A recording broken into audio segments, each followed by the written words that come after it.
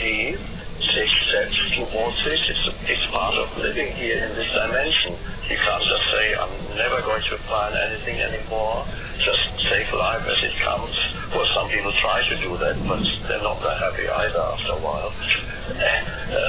So then your life will get very diffused. And so to have an intention, to make a plan, perfectly fine. Either a short-term plan, like I'm going to meet you tomorrow at 4 o'clock. How would you ever meet anybody within that time? And future at a practical level, of course it's needed. The question is whether future takes over your mind.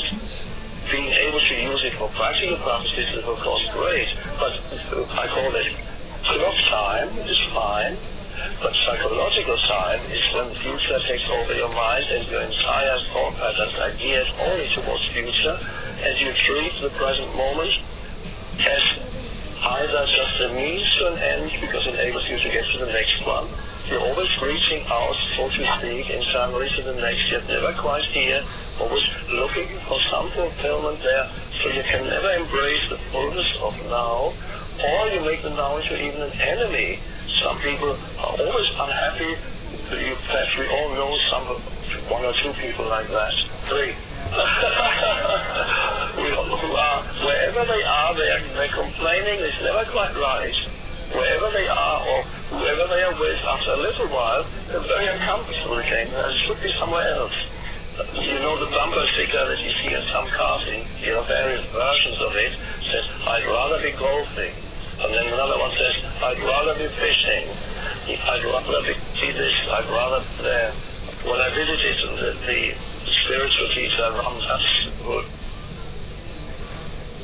lives in Hawaii, he has a bumper sticker on Ram Dass was the person who in the 70s wrote the book Here Now. And he has a bumper sticker on his car that says, I'd rather be here now. So, and then you realize you can still pursue whatever an intention where you want to get to, a plan. I call it, it's a bit like a journey. Your life is a journey. You know you want to go from here to there. Whether you're going to get there, we don't know. Maybe on the way you'll branch out to somewhere else. But at least you have a certain direction. It's good to have some direction in your life. But while you are traveling, if your destination takes up most of your attention and you're continuously focusing on there, you miss all the journey, really. You can't enjoy the journey anymore. And most of your life is the journey. The arriving is relatively rare. The wedding, and a few more graduation, but so those moments are not far and few between. So it's a journey. And if you can't enjoy the journey, which means the step you're taking at this moment is really the most important thing. Yes, of course you know you're going that way, but this step is still to be enjoyed, because that's where ultimately your whole life consists of the step you're taking at this moment. There is never anything else.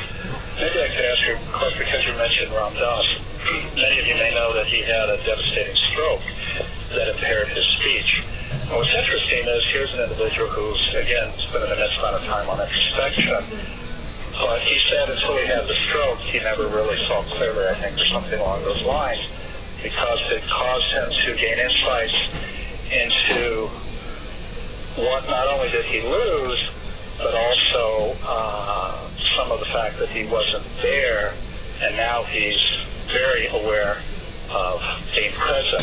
And this gets back to an earlier conversation, which is we see people who spend an immense amount of time on introspection, yet this issue of ego still is a very heavy burden they have, and maybe... Well, there's the people who have a spiritual practice, but perhaps they meditate twice a day and so on for years. There still very often seems to be an inability to integrate that into their everyday lives. So you can become a very good meditator, and I've met quite a few. They're fantastic. They can sit still much longer than I can, and they can sit perfectly still for 1 or 2 hours in a lotus position, which I won't be able to do, and they go. And the example that sometimes given is the man doing his meditation on metta. Metta meditation is a meditation on loving kindness, which is spreading you that may everybody here in this house be well and happy, may I be well and happy, may everybody in this city be well and happy, so you spread out the desire for everybody to be well and happy. This is the loving kindness meditation, quite a lovely meditation. Well, there's a man doing his metta, loving kindness meditation, and the door opens, and his 7-year-old daughter comes in and, Daddy, can't you leave me alone? Can't you see I'm doing my loving kindness meditation? A typical example of not having integrated your spiritual practice into everyday life. And this is why I recommend mini meditations during the day, just a few seconds at a time, when you actually become present. So, for example, I recommend certain activities that you do habitually. Why not, instead of using those activities as a means to an end, give them your fullest attention so that they become an end in themselves. For example, washing your hands. You can actually be amazed when you give it your full attention how pleasant it is to wash your hands. There's the feel of the water, very pleasant. There's perhaps the sense of the soap, there's the feeling of touch. And you may also wet your face. I do that always when I wash my hands. The cool water on your face after you've washed your hands. And then you dry your hands. It is a very pleasant and enjoyable experience. Or walking up the stairs, if there's a stairs somewhere where you work or study or at home. Every time you walk up the stairs, why not, instead of making it a means to an end, because you want to get to the top of the stairs, so just be aware of every step and just enjoy the movement of it. It's very, very pleasant. Waiting, I recommend that whenever you're waiting for something, instead of waiting, use that opportunity to use it as a mini meditation. So instead of waiting basically means you want the next moment, but not this one. This is why you're waiting. Otherwise you wouldn't be waiting, you would just be there. So when you're waiting for the elevator, when you're waiting, there's something pushing inside you that wants to get ahead to the next moment, but it can't get there because the elevator isn't here. And so when you push for the elevator, instead of waiting, why not just be there, totally present, without straining away from the now internally, want to get to the elevator which isn't here. Just use that moment and become fully, maybe take a few breaths, give attention to your breath. It's a wonderful way of taking attention away from thinking you don't want it and don't need it. The Buddha already recommended breath meditation, which simply means to observe or to feel yourself breathing. As you will notice, you cannot think and feel yourself breathing. It's either one or the other. So when you're standing in front of the elevator, take your attention away from the mind, it moves into the present moment, take a few conscious breaths and enjoy this moment of not waiting. For the supermarket checkout counter, which is the source of frustration for many people, well, that's where I really inquire. Yes, that could be an escape into some kind of, it's mostly lies in there. So these are mini meditations. I think they are very helpful. Probably I would prefer, I believe, these are more effective to incorporate many such mini meditations into your everyday life than to have totally separate compartments in your life. One is your spiritual practice and then there's the rest of your life. I'm not saying that mini meditation means you cannot also have the spiritual practice, but if you want to choose either one or the other, I would prefer the mini meditations because they become part of your everyday life, so you're less likely to have two compartments in your life. You know, you were talking about compassion, not a practice. One of the challenges for many people, and one of the confounds in the neuroscience research, is this issue of in-group versus out-group.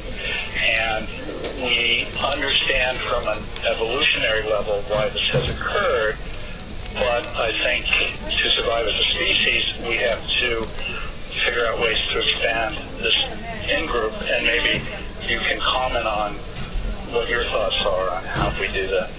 What do you mean by in-group? The people who you have your group that you automatically feel close to or love, yes, versus people you've never met, or in fact maybe have no opinion about, or in fact maybe even dislike. Yes. How do you spread compassion, care, yes, love to embrace them? Right. And then also, especially people you may not like or have differences of opinion with, how do you embrace that? Because your response oftentimes is an emotional response. Yes, that's a very important point. Constantly, one sense of self. In our Western world, most people have predominantly a personal sense of self, derived from their life experiences and all forms of conditioning. Prior to a personal sense of self, humans apparently had a tribal sense of self. So the sense of identity was not so much based on me, it was mainly based on us. So that began with the tribe, it's our tribe. And when the most dreadful thing one could do to a person, and still perhaps instigating some older societies, for somebody to be expelled from the tribe would be like a death sentence. Not just physically, but even psychologically, the person would virtually die. So tribal consciousness is still very much alive in humans, and this is in some societies, and in the 20th century, in certain time periods of the 20th century, was very strongly, very pronounced as nationalism, which led to the huge world wars and the madness of the 20th century. So that was really a regression to the tribal consciousness, which, if you think that the egoic consciousness that's totally identified with the sense of the me, the conceptual me in the head, if you think that's mad, the thing that's more mad is the collective conscious, the collective me. So it is still the case that many people can have compassion and empathy with those who belong to their group, tribal group. And some people can only have compassion and empathy with the members of their family or extended family. They just cannot go beyond that. Anybody who's beyond the family is the stranger. So you cannot recognize another as a true human being. And you still have within countries, you have certain regions that are totally have this tribal consciousness, and then that you have the tribal consciousness that surfaces in religions very strongly still. Potentially religion is a wonderful thing, and the origin of religion, of course, is usually there was somebody who has a deep insight into the oneness of all life and attempted to teach that to others, the compassion, the love, to recognize the other as yourself. And yet, unfortunately, mostly the beautiful original teaching got hijacked by the egoic mind and used for its own purposes, and now we have, as a result, to a large extent, although not completely, there are pockets in religion that are deeply spiritual, but in many religions are a divisive force in our world rather than something that unites us. And even within the same religion, people kill each other because it's another church or another. We don't quite share our beliefs. They believe that this thing happens, and we believe that thing happened 600 years ago, and they don't believe that, so they must be evil. This happens when you conceptualize other human beings in your head. First you conceptualize your tribal identity, us, that you have certain characteristics. Then you have to strengthen your tribal identity by having others who do not share that. The egoic self loves its enemies.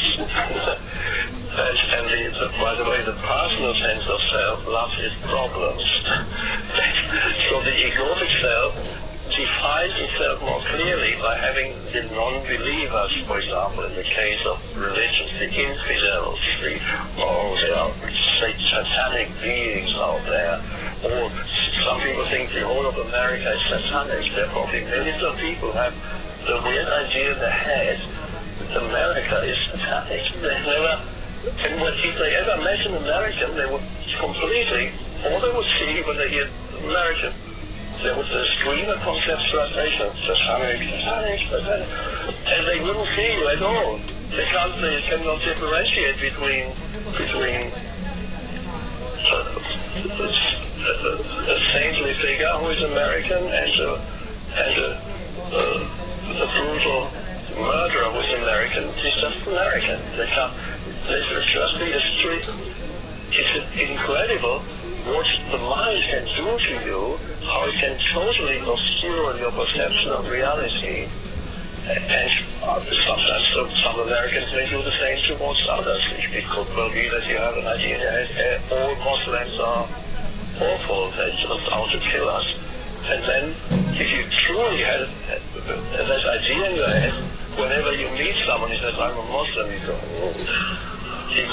completely, you would not see the human being anymore, but only your concept. You would relate to the other through this dense screen of concepts. In other words, total separation. And when you do that to another human being, it's very easy to perpetrate acts of violence because you cannot sense their inherent aliveness anymore because you have dehumanized them. They've become, the word is objectified, because they become mental objects. And this all happens when you are too identified with thought. They cannot step out of thought. These are the enormous dangers about being too identified with thought. So you have these collective entities which are really extremely nasty entities. So does this gets to this issue of this pain body where you need to separate that out? Because, the issue is how do you expand this group? How do you get away from that? Is it turning off this inner voice and not listening to it, putting it aside?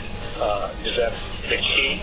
Yes, stepping out of complete identification with thinking really remains the key, so that your reality is no longer only a conceptual reality.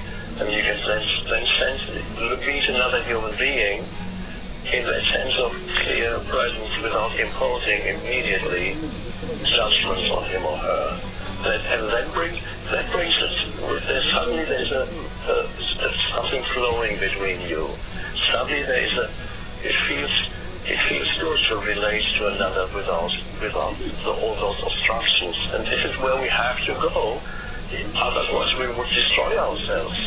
There is more and more humans are able to awaken now, I believe that, and I know that. There are still pockets on the planet that are very deeply possessed, one could almost say, by the tribal consciousness, and those are the places that you hear most of when you listen to the news, unfortunately. Actually, we've covered a fair amount of topics. Many of you have heard Edgar's quote Descartes and other philosophers, religious, spiritual leaders. What many of you may not appreciate it, he likes movies. One of the movies, which I know you've talked about, is Groundhog Day. There's actually some great enlightenment